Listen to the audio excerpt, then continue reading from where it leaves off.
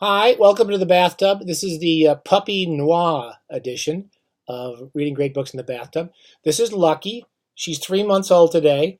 She'll be reading books with us, not in the bathtub at the same time as us, but perhaps off to the side of the bathtub, or better yet, downstairs altogether when I'm taking a bath. There's Lucky. Look at this. Just in the past 3 weeks, she's become this huge monkey. And she's a cross. We realized we did a genetic test. She's part spider monkey and part vampire bat. Show him the vampire bat teeth, kiddo. Oh, no, don't bite me. Show him the bat. Oh, I won't try it. Anyway, Lucky's doing very well. And she's eventually going to have her own bathtub and her own books. Okay, she'll be back. She's much better mannered than she was. Han, you don't want to come? My wife won't come in and talk to you. Okay, there you go. All right. We'll see. Lucky will be back in a future edition. So the Puppy Noir edition is to celebrate what I read in the bathtub this week. I have to say, having that little tiny dog is the most exhausting thing. I think. I gotta close this door. I've already warned you, don't take the puppy in the bathtub, right? Don't take it in while you're reading. This week, we're reading something kind of odd that's been on my shelf probably for 50 years. Hammett by Gores. Now, this is a little off the top.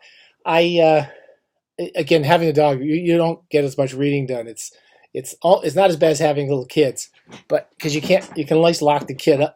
You can lock the dog up in the kitchen for a couple hours. You cannot do that with little kids. So I had time to read just one book this week. And this is a funny little kind of homage that Gores wrote. And it's not the sort of book I normally would like. I don't really like these, Edgar Allan Poe as a detective, or, Charles Brockton Brown as a detective, or all those books that come out about famous people being detectives. But I've always liked it, maybe because I think the book is really beautiful. It's one of those beautiful Ballantine books. And also because I had read, Gores is actually a really interesting American writer. He's quite good. The last time I read a Gores book, I think I was 14 or 15 years old when this book came out, called A Time of Predators. And there's that incredibly beautiful, there's my dog barking, beautiful Ballantine book from the early 70s. And kind of discussed kind of a horrifying kind of Clockwork Orange type cover. And this was sort of it was a really good read. It was a really smart, intelligent. Gores is a kind of unsung, hard-boiled writer. I don't know if people know him as well as they should. And this was basically A Time of Predators. Was basically what's that? Death Wish. It's Death Wish. It's a guy's wife gets raped by some horrible, evil college kids, or not kids who don't go, delinquents, juvies, the bad guys of all 60s and 70s fiction. And these bad boys rape his wife, and then he goes off. He's a military genius or something. He's Rambo, and he goes off and kills them all. It's really well written, and it's clearly an influence on the types of books that Death Wish inspired, and it's much more interesting. He also wrote, and I have not read these, a series of detective stories called This is from the DKA. It's a detective agency. Gores actually worked as a detective, I believe, in San Francisco. And one of the things I really enjoy about reading Hammett was that Gores writes well about San Francisco. And it's set in all the areas that Hammett wrote well about. And it sort of reminds you about what a kind of fascinating and enjoyable writer Hammett was, and his love for San Francisco scenes and history. Hammett is set in the 20s, so this prohibition is going on, and it's kind of the Barbary Shore period of San Francisco history, where the cops are all crooked, and the whole government's totally crooked, and the gangsters and the speakeasies, everyone's kind of working with everybody else. And it takes place while Hammett has left he was a detective for the Pinkertons, which were basically a horrible detective agency. And they really worked. They were basically strike breakers, and they worked for all the wealthiest creeps in America. And Hammett was actually, from what I can tell, quite a lefty person, and he hated being part of that organization, and left to become a writer of short story, really long stories He's best known for, of course, the Maltese Falcon, Dashiell Hammett, which is actually not as good as most of those the long stories we're going to talk about, I think, next week, are really Hammett's greatest work. And in the process of Hammett coming out of retirement to help an old buddy who gets murdered, it's the classic tale. His former detective buddy gets murdered trying to clean up San Francisco, and Hammett comes out of retirement as a detective. While he's writing, he's working on 2 or 3 books at the time. One is Red. Oh God, I can't remember the name of it. Not Red Harvest. Red Harvest. The brilliant book, which I think we'll do in the bathtub very soon, which is a Continental Op.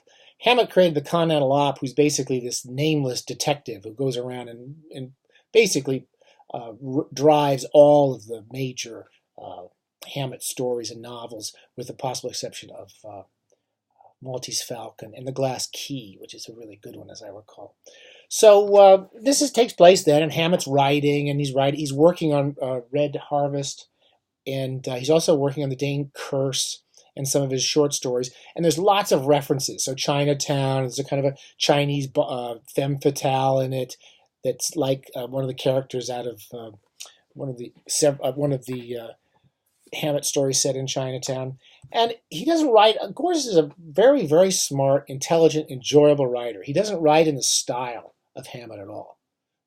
The writer who writes a lot in his style is Ross Macdonald, to my mind. A much very spare, lean, kind of complicated plots, and Hammett really can drive a sort of action and dialogue a long way. Gores has got a little richer prose style. He's a very good writer, and if you haven't read Joe Gores, this might be a good place to start. And finally, the last I'm having a Manhattan in honor of noir fiction, or hard-boiled fiction, whatever you want to call it. I think hard-boiled fits Hammett and Joe Gores, perhaps. It's worth seeing. One of the things I finally watched this week before I decided to do this talk was the film version. Wim Wenders did a film version in the early 70s with Frederick Forsyth and Peter Boyle. And it was one of the 2 movies that destroyed Coppola's, whatever that Zoetrope Studios. If you go back in your film history, and I don't remember exactly right, but Coppola was flush with all this money from The Godfather, and he started his own studio in San Francisco, and I think it was somewhere in the Valley, Napa Valley, I want to say.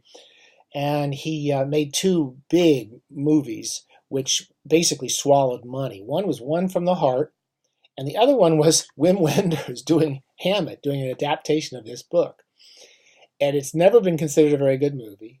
It's definitely worth watching. So it's on Amazon this week. So I watched it. By the first time I've watched it, I finally watched this movie I've always wanted to see. It's a mess. The plot is a mess. This is a kind of a rich plot. It's involved in the corruption of San Francisco, and then you've got Hammett that's going through it, and it's a very, very smart, well-written, and very organized book. Too complicated for the film. They had trouble with the script. And you can always tell that because I think there's 3 or 4 people credited for the script on Hammett. And it doesn't really make a lot of sense. It takes a while to get into it. It has 2 of the most, to my mind, 2 of the least charismatic movie actors I can think of, which are Frederick Forrest and Peter Boyle. Neither of them kind of light things up for me when I watch a film. But the movie's really quite beautiful to watch. So it has a lot of kind of like the One from the Heart, the musical that destroyed Coppola's studio. It's got this great, beautiful use of stage lights and cameras and set design, and it really has. And he's constantly moving the camera around. And it's a really fun movie to watch, interspersed with scenes from San Francisco. And he uses the San Francisco streets really well, sometimes blending them where you move through the streets right into the studio shots. And I really enjoyed the movie. It doesn't make a hell of a lot of sense, and but it goes quickly. And you should definitely see it. It's free on Amazon. And finally, the other thing that's really interesting to say is that the other great writer of this period, who I think has been neglected, Gores has definitely been neglected, and you should read him, is the great Ross Thomas. We're going to do Ross Thomas in the bathtub, I hope, a lot of it, Ross Thomas in the bathtub, because I want to go back and reread everything. This guy was a brilliant thriller writer. One of the greatest, possibly the greatest thriller writer I've ever read. I never had more fun than I do when I read his books. He writes the script. He writes the script for Hammett. I think he came in late. I don't know what the history of the film was, but he's given pretty prominent script credit. And there's a lot of funny dialogue in Hammett, interspersed with the kind of confusing scenes. There's also some really good character actors in Hammett. Jack Nance comes in, almost saves the film, and there's one or two other ones who I forget off the top of my head. But Jack Nance is always fun, whatever he does. He was a Racerhead, right? And he comes into it several scenes, and there's a lot of homages to films, such as, I want to say Farewell My Lovely, where Marlowe's standing behind the glass watching that guy get murdered, and there's a sort of scene like that where Hammett's watching this guy get murdered. It's also a little bit like Peeping Tom. So there's lots. It's a little too clever, too many references to big shot films, but really worth seeing. And the most fun part of Hammett, to my mind, if you see the film, read the book first. But if you see the film, Ross Thomas shows up at the end. And Ross Thomas, he's one of the 5 super corrupt, evil, captains of industry who've been having sex romps with all these different prostitutes, and they're really evil men. And I hate to say this, Ross Thomas looks like that kind of guy. But he's a man with nothing but humor. He's one of the really funny writers of all time. So it's worth seeing the movie just to get a shot of old Ross Thomas. I was watching the movie, and I just said, that's Ross Thomas in that film. But you got to read Ross Thomas too. We'll do him later. But for now, I'll definitely get Joe Gores. If you like hardboiled writing, he comes from the 70s. He writes books up through the early 2000s. He only died a few years ago, and I've never read it. I've only read 2 books of his, but I enjoyed them both a lot. All right, and see the movie Hammett. All right, we'll bring the puppy back whenever I run out of things to talk about, which will probably be very soon. Bye.